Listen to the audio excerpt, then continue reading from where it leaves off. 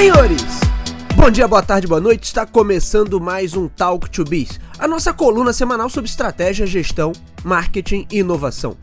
O meu nome é Bruno Garcia, eu sou professor e profissional na área de marketing e business e aqui você já sabe, toda semana a gente traz um tema novo a respeito do mundo dos negócios, mas também a gente faz comentários sobre notícias e acontecimentos que podem ter um impacto na sua empresa, no seu planejamento estratégico ou na sua carreira.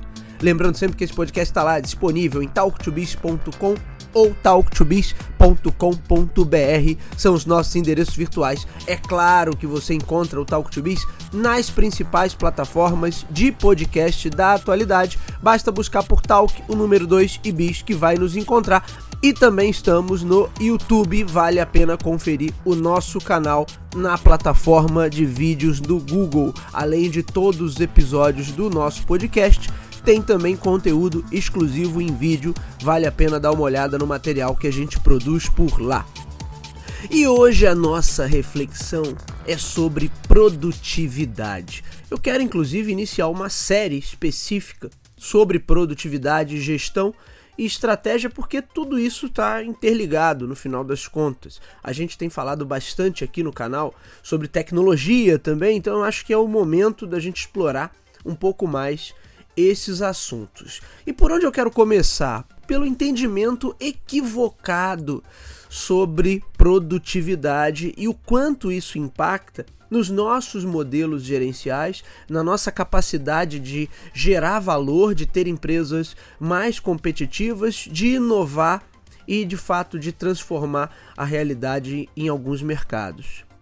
E por que eu falo que há um entendimento equivocado sobre produtividade? Vamos lá, pela perspectiva econômica, produtividade significa gerar mais valor a partir de uma utilização mais inteligente e racional dos recursos. Por isso, quando a gente fala em tornar uma organização mais produtiva, não significa necessariamente que as pessoas vão trabalhar mais, mas sim que o trabalho vai ser estruturado de uma forma a garantir que haja o mínimo de desperdício possível, seja lá quais forem os recursos envolvidos.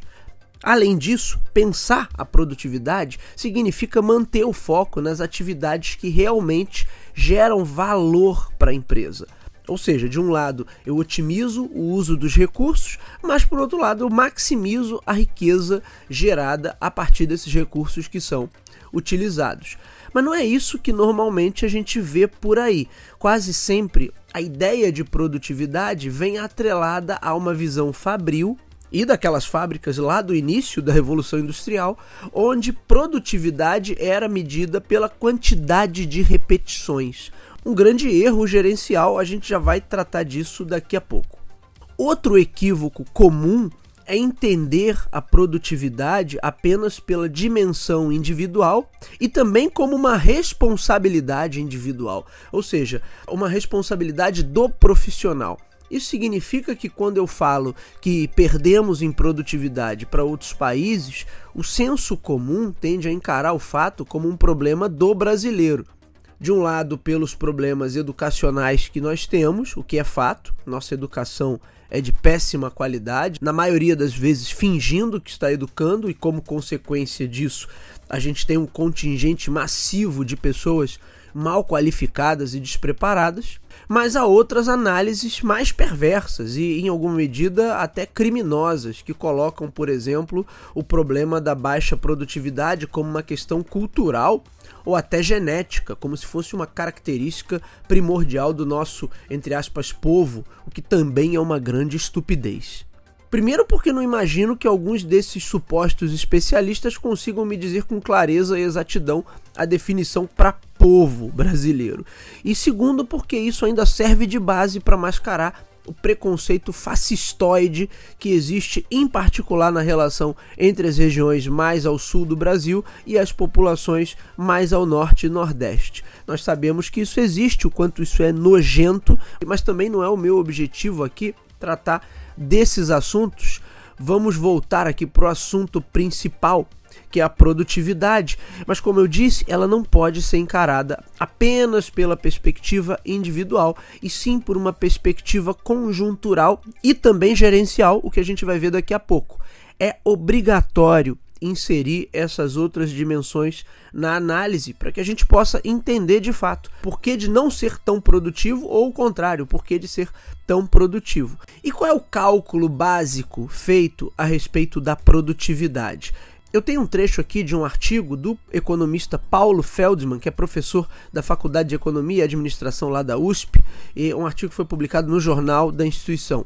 Abre aspas, a produtividade de um país é calculada dividindo o produto interno bruto, que simplificadamente é a soma de tudo que foi produzido no país, pelo número de horas trabalhadas, fecha aspas. Então a chamada produtividade tem relação direta com a riqueza produzida, que é medida a partir do produto interno bruto. Volto agora para o texto, mais um trecho aqui do professor Paulo Feldman. A Fundação Getúlio Vargas, FGV, divulgou recentemente que a produtividade no Brasil caiu 4,5% apenas em 2022. Caiu, tá? Prestem atenção. Nos últimos 40 anos, a taxa média de crescimento da produtividade do trabalhador brasileiro foi de 0,6% ao ano, uma das mais baixas do mundo. Fecha aspas. E aí basta pesquisar um pouco que vocês vão encontrar notícias que apontam o crônico problema que temos aqui no Brasil neste quesito. Somos muito improdutivos. Os rankings trazem resultados assustadores. Notícia aqui recente do Estadão, por exemplo. O país ocupa a 4ª pior colocação entre 64 países analisados pela escola suíça IMD. Produtividade brasileira não chega à metade da registrada na Coreia do Sul. Só para a gente ter uma ideia, nossa produtividade está no mesmo nível de países como Venezuela e Mongólia, de acordo com essa pesquisa. De acordo com outro relatório aqui, dessa vez da OCDE, o Brasil também ficou nas últimas colocações. E esses resultados péssimos não são reflexo apenas de um ou outro fator. Por exemplo, só os nossos problemas educacionais não explicam toda essa questão da improdutividade no Brasil. E eu posso dizer também que aí existe até uma miopia, porque quando a gente fala em problemas educacionais, normalmente o foco acaba estando nas camadas mais pobres que estariam impossibilitadas de cursar as melhores escolas, mas na prática também as classes mais altas e as elites, mesmo com os recursos que possuem, aqui no Brasil elas acabam perseverando em manter-se idiotas, buscando saídas fáceis, o famoso jeitinho. Em muitas situações elas não buscam de fato a educação de qualidade. E para além das questões referentes à educação e para além das questões também culturais que possam existir, e independente das questões de infraestrutura também que nós temos, né, as questões mais conjunturais, a gente tem que olhar para os modelos de gestão. E aí a gente entra no que eu estou chamando aqui da produtividade medida por repetições, que eu acho que é o principal ponto aqui dessa reflexão de hoje, porque ela tem uma relação direta com a orientação estratégica de uma empresa e com os modelos, as mecânicas que são aplicadas ali internamente. A gente já falou aqui em outros episódios sobre modelos gerenciais e cultura corporativa no Brasil. Falamos sobre como ela ainda carrega no seu DNA esses traços fortes de uma economia extrativista amparada pelo escravismo e depois pelo coronelismo. Nesse sentido, as empresas se estruturam para operar com recursos mínimos e criam mecânicas de controle baseadas no trabalho por repetição. Por exemplo, se o trabalho de um funcionário é abastecer uma planilha de cadastro, a métrica, em tese, seria quantos cadastros esse profissional consegue fazer por hora trabalhada. Daí as empresas se engessam porque criam mecânicas para garantir que o trabalhador cumpra a jornada inteira, acordada, e use todo o tempo disponível para repetir essa sua função. Mas reparem que nesse exemplo a gente não vê uma correlação direta entre a atividade desempenhada e o resultado gerado. Mesmo que nosso discurso seja, de certa maneira, pacificador, com aquela velha máxima de que todas as funções são importantes, na prática a gente sabe que algumas são meramente focadas na sustentação da estrutura que já foi criada, que já existe. Isso não tira a importância dessas atividades, mas, por outro lado, tentar aumentar a produtividade por meio do controle dessa atividade pode ser um tanto quanto contraditório, porque a empresa não vai gerar maior valor a partir dessas atividades de sustentação. Pelo contrário, o próprio nome já diz, são atividades de sustentação. Elas servem para manter a estrutura atual, mas quase nunca estão atreladas à performance futura ou mesmo à maior geração de valor. Mas, nos modelos de gestão da época do Brasil colônia, a orientação vai ser sempre para manter as pessoas trabalhando e fiéis às suas funções. Tais mecânicas de controle são mantidas porque se acredita numa visão primitiva e burra, tanto do trabalho quanto do conceito de produtividade. Vejam que a produtividade deriva diretamente da eficiência de uma operação, e esse resultado depende de questões conjunturais. De um lado, temos aspectos externos, nossa infraestrutura deficiente enquanto país, problemas educacionais, problemas socioeconômicos, alta carga tributária, o chamado custo Brasil, o custo da corrupção, que em muitas situações é incorporado escancaradamente até dentro da iniciativa privada, o que é uma loucura, entre outras coisas. Mas, por outro lado, a gente tem questões internas que são também muito importantes e que poderiam reduzir boa parte dessa distância que temos hoje dos países mais desenvolvidos. Porque aí falta visão, falta uma cultura com foco no planejamento e falta um drive direto com a inovação e com a geração de maior valor. Falta o direcionamento estratégico básico. A gente já citou alguns desses pontos em outros episódios do Talk to Biz. Tem um recente aqui que eu posso destacar, que é o Talk to Biz 160, Negócios à Brasileira. Acho que vale a pena vocês revisitarem esse episódio, porque isso nos esclarece muito sobre como a nossa economia funciona, por que não somos competitivos, por que é tão complicado para termos um ecossistema mais forte, pela perspectiva da inovação. Como eu disse para vocês, todos esses pontos estão conectados. A cultura extrativista faz com que empresas e seus métodos internos sejam planejados de uma forma que privilegia a produtividade por uma ótica totalmente equivocada. Além disso, privilegia também uma orientação muito mais política do que com foco na eficiência. A empresa se torna tão preocupada em criar mecânicas de controle, já que o foco está na produtividade medida por repetições, que acaba perdendo de vista os fatores críticos de cada modelo de negócio.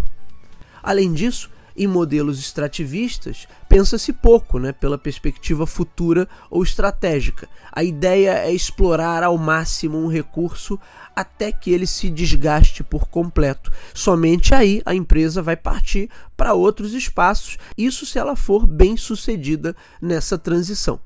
Isso tem um impacto direto também em líderes e gestores. Qual a preocupação dessa galera com visão, inovação e engajamento se a perspectiva é meramente extrativista? A única preocupação se torna em manter as mecânicas de controle em dia, para que a cobrança se mantenha e as operações sigam dentro da normalidade. Aqueles que estão no topo não assumem responsabilidade, não pensam sob a perspectiva de melhoria contínua, tampouco gostam de competição. O mundo ideal para eles é encontrar um território longínquo para explorar, onde o público não tenha escapatória. Eu também gravei um episódio sobre isso, a inevitabilidade como modelo. E de preferência que nesse lugar os demais concorrentes esqueçam que eles existem. Quando há outra preocupação do corpo diretivo e gerencial, é apenas em manter as articulações e politicagens que mantêm estas mesmas figuras em suas posições de liderança.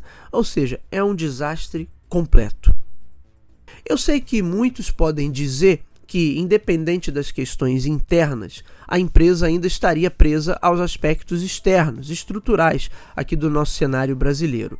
Eu concordo com isso, mas vocês podem ter certeza que uma nova orientação interna traria muitos benefícios e colocaria nossas empresas em um outro patamar. E é sempre importante ressaltar, que não se trata de trabalhar mais, e sim de criar mais riqueza com o mesmo trabalho ou até com menos trabalho. Só esse efeito em cascata talvez já fosse suficiente para permitir alguns saltos bem interessantes na nossa economia.